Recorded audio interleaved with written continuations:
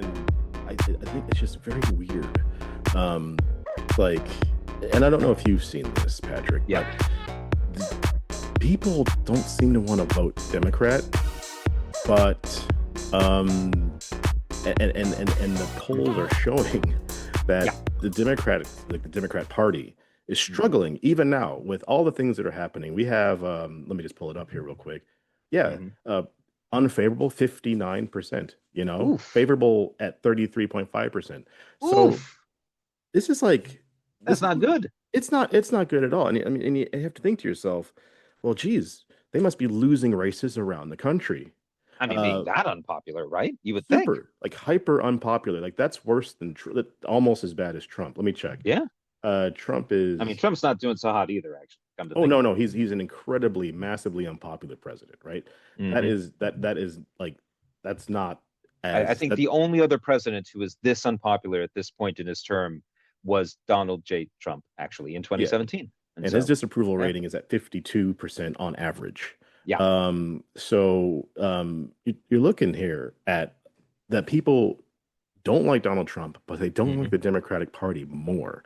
So I Mm. thought to myself, wait, that that doesn't make any sense Hmm. because when you think about Democrat races around the country, Mm. they are hyper overperforming. That's Um, true. That's true. People seem to be voting for Democrats, even as they say in polling that they really do not like the Democratic Party.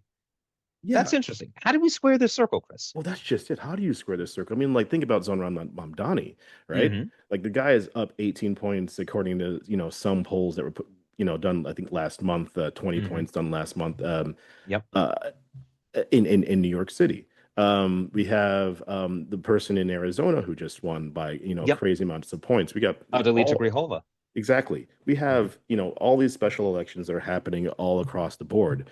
Um, Democrats are over and outperforming. Now, there's a couple reasons for this. Typically, there's a couple reasons for this. Special Hmm. elections bring out people who are very interested. They don't bring in, the average person. They're not going to take time out of the day for a special election. It's not a presidential election or anything. Hmm. But I think what we need to consider is, if Mamdani manages to win in New York, I think at that point, the Democratic Party has to accept that the old order is officially gone. Yeah. They need to accept that America and left wing and people, they Hmm. want some kind of change. They want some serious change. Just like in the UK in Yeah. 2019, more people voted for Jeremy Corbyn in 2019 than voted for Keir Starmer's Labour Party in 2024, right? Right. They want the Hmm. appearance, or at least somebody who they think is actually going to make positive change for people, right? Right. Not just more of the same old, not the whole, Schumer, Jeffries, they're still refusing to like back him. They're Right. not giving him, even though I think the governor of New York has backed Mamdani. Yeah. Katie Hochul has come out and said, while she disagrees with him vociferously on many issues, she also thinks that he is going to be good for, quality of life in New York. He's going to be good on issues that she can agree with on housing and things like that. And so she is backing, you know, the nominee from her party who was chosen by the voters of her party. So, it's a big step, obviously. Well, but that's so weird. Is that, like this is one of the bigger stories when it comes to Democratic politics is that Democrats are having a hard time backing winners. Yeah. Yeah, they don't like winners, Chris. They're not comfortable with winners. My You, God. If you you start know, having people who win as Democrats, where does that stop, Chris? I I know ask. what happens if we keep on winning because Yeah. the current establishment of the Democratic Party has so much to hang its hat on over the past 10 years. Ah, Like yeah. it doesn't. They've just fallen apart, and yet you have these obvious Hmm. examples of what people want to vote for, and like Bernie Sanders. Bernie Sanders and Hmm. AOC at the beginning of Trump's term, or earlier this year, or yeah, Yep, earlier this year, they're traveling around to places that have not voted for a Democrat in donkey's years, and they are exactly. packing out the House. You know, Yep. again, like, but AOC and Bernie are still pushed to the sides of the Democrat Party. Hmm. And my concern, or it's not much of a concern now. It's like if we can find winners, politics is ultimately about winning. Yeah. So if if you can basically show that these people and their policies and their style are Hmm. all winnable policies. And that's still a big if, like there's a lot Yeah. of skullduggery going on. They're trying to pull people out. I think Eric Adams pulled out of the Eric race. Adams did pull out of the race. That's true, for New York mayor, which is funny because he is the New York mayor, and he is never going to be New York mayor again. Well, no, Um, maybe he can move to Turkey. Um, I hear they're giving out free flights on Turkish Airlines yeah, to free Eric flights to Adams's, and so free flights to Eric Adams, so he can go via Turkey to like Florida or something. Anyway, exactly, yeah, but yeah, like this is I think this is the like the litmus test here. hmm Um, like they need to be seen and shown that guys, the old system is gone. Um, like and what they were trying to do before. Sorry, let me just hmm jump back to that real quick. What they're trying to do before is like the Democrats, potentially the Democrats, but also the Republicans are trying to big up Andrew Cuomo. yeah, Um, and yeah. and there's no reason to big up a guy who's got as much baggage as he does, and as much as I don't think New York really likes him. Oh Um, no, no. New York City does not like Andrew Cuomo, and Andrew Cuomo does not like New York City. Like yeah, he, that's right. when he was governor, he screwed over that city again and again and again. Like in particular, when it came to things like infrastructure, when it came to things like repairing the subway system, like he was a prick to New York. Like Yeah, he's my God. well, you would know more than I do because your family or you're from. I know you're from Florida, Yeah, but I'm from Florida, but my your people are family from New York, and by God, I he will won't never forget claim that that. fact. And so, yeah, But I mean, I'll take this time to shout out to Brandon Johnson and JP Pritzker from hmm Chicago as well. Again, two people who, Brandon Johnson is constantly under pressure because it's Chicago, and Pritzker is, not under as much pressure, so he's able to do more of the save the world thing from yeah. Chicago, from Illinois. But again, you have all these individuals who are on the hmm left, and it don't Yep. have to be, Birkenstock wearing, I don't eat meat. I don't, hmm I don't want to kill anything that, has a shadow, things like that, Yep. You don't Exactly. have to be that guy.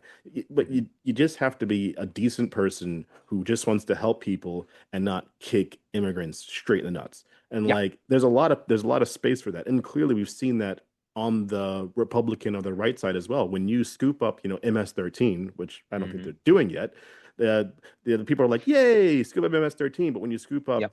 your buddy from the job site who hasn't done anything wrong or done Yeah. something potentially minor, Yeah. and you're gonna throw him in alligator Alcatraz and then lose the person. Yeah. We should talk about that at some point. We should have a At some little, point we should talk yeah. about that, yeah. hmm But that's the problem, is like nobody signed up to be Darth Vader without the Yeah. powers. Nobody signed up to be the bad guy. Nobody's just like, hey, that puppy over there, I'm Yeah. gonna take a hatchet to it because I Hooray. think it's taking my jobs. No, you're never gonna do that. Yeah. Like um I think you're absolutely right. And so I don't know. I think what's coming down here is basically this. The image that the Democratic Party has in the popular imagination is defined by the Schumers, the Jeffreys, the Pelosi's, the Clintons. It's sort of seen as this like sclerotic and, basically kind of feckless and centrist agglomeration that doesn't really stand for anything. And I think, for the record, that that's an unfair thing to say about, for example, Nancy Pelosi, one of the most effective speakers of the House that America has ever seen. yeah, But she was not someone who was supposed to be front and center. If she was the news story, something had gone wrong. yeah, no, Um, yeah, yeah, but exactly. so like the problem is that like competence is not enough. You need a narrative, you need a story, you need a vision, and the Democrats have been profoundly bad at that ever since Obama left Well, office. again, there's no strong central leader. There's no Martin Sheen, if you know what I mean. There's no Right. Josiah Bartlett, right? Indeed. There's Indeed. and like there was a guy, there's a guy who does, Simon Marks, I think his name is, and he's on hmm LBC, and he does these A Week in American Politics. And he had a massive go at the Democrats because he's like, hmm there is no leader of the opposition. There is no one singular person who we can look at and say this is the person leading the party. This is where we're going to get Right. all of our ideas from. One, that's Yeah. not what we do in America. I think it's actually better if there hmm are kind of an aligned group of people, all of hmm whom have similar.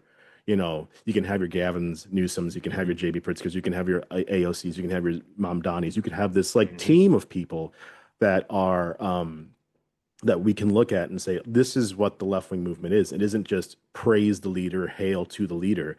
Right. This is a movement that has, behind an ideology that it's easier to get behind than, and it is easy to get behind the MAGA ideology. It just means that you're always right and immigrants are the cause of all the problems. But Right. I think people are a little bit better than that. I think people are Yep. willing to say, sure, I want a secure border, right? And Hmm. that's going to be difficult for some left wingers to get on board with, but Mm. at the same time, I want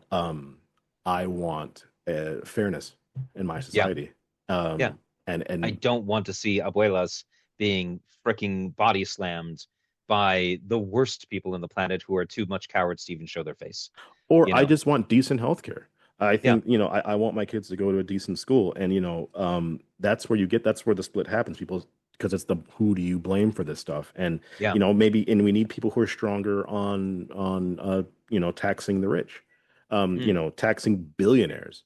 I Uh, mean, dealing with some of the incredible inequalities that have led to, I think, just the feeling of powerlessness by most people, Like when these billionaires bestride the earth and they can reorder jobs and reorder economies and have massive impacts on your life, and you have no way to sort of deal with that, right? Like it's the kind of thing that makes people want a strong man. but It's an yeah, incredible danger for a democracy, I think, to have this level of inequality. it is an incredible danger for democracy. And in that thing that you just described is what drives people into the easiest answer to a very complicated question. Mm, So I think we'll keep yeah, on talking about this and, talk about other stuff. But yeah. yeah, I mean, it's a difficult conversation to have, but the Democrats definitely need to do something about it. Yeah. Yeah. Yeah.